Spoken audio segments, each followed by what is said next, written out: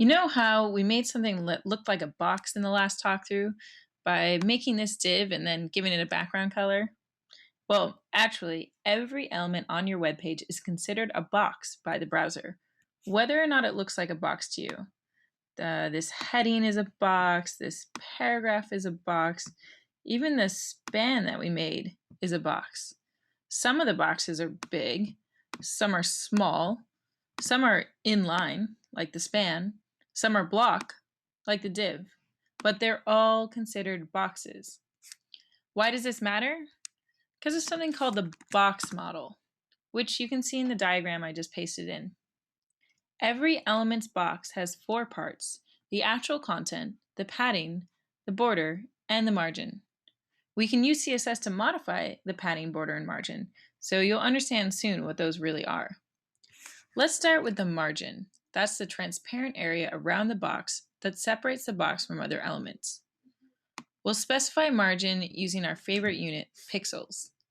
To add 15 pixels of margin on every side of the official info box, we can just write margin 15 pix. See the change that made? What if we want a different amount of margin on each side, like more on the top bottom than the left right? We can write those amounts in clockwise order, starting from the top. So top 15 pix, right 0 pix, bottom 10 pix, left 6 pix. Or we can use specific properties for each side if we only want to specify a few sides.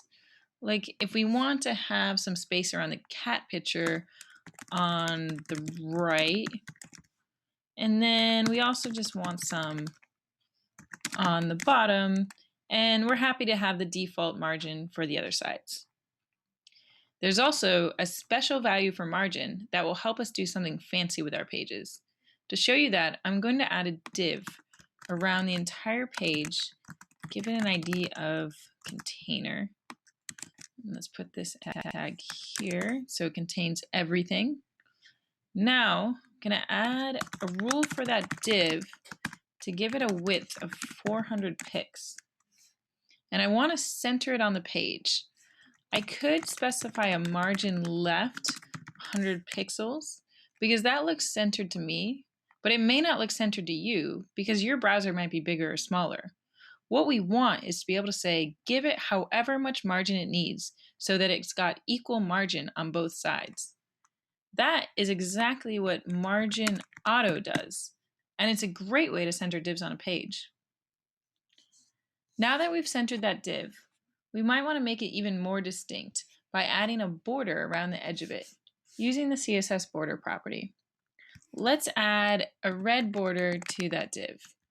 We type border, and then we need to specify three aspects of the border: thickness, style, and color. For a thin border, we can just type 1 pix. For a solid line, nothing fancy, we'll just type solid. And to make it red, I'll pop on my RGB color picker and pick a nice fiery red. Okay. Just like with margin, we can specify the border for just like one side. Like if we want a really thick purple border on the top, we'll add another property. Border top 10 pix solid purple. Cool. Now let's add a frame to the image and play around with border styles. So going up to our cute cat. Let's see, border 6 pix. Let's try groove red. Okay, no, I don't like groove. Let's try double. Let's try ridge. Aha, now that looks like a frame. Okay, how about a border around our official info? Let's see, border, let's not make it too big, 2 pixels. Let's try dotted, and then let's just pick just a subtle gray. Let me try dashed instead. Okay, that's what I want. Now with all these borders, something is bothering me a little. Actually, something's bothering me a lot. See how the text is butting up next to the border in the container and butting against the text in the official info? That's so gross looking, and it makes it harder to read the text. That is where padding comes in. Whenever your elements have background colors or borders, you'll almost always want to add padding to put a bit of space between the contents and the edges. Let's add some padding to the container. Let's do 15 pixels all around the container. Oh, so much better.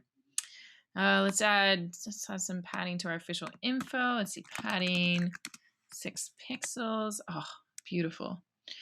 We don't need to add padding to the image since images actually look good inside frames like that. And there you have it, the box model. Margin, border, and padding.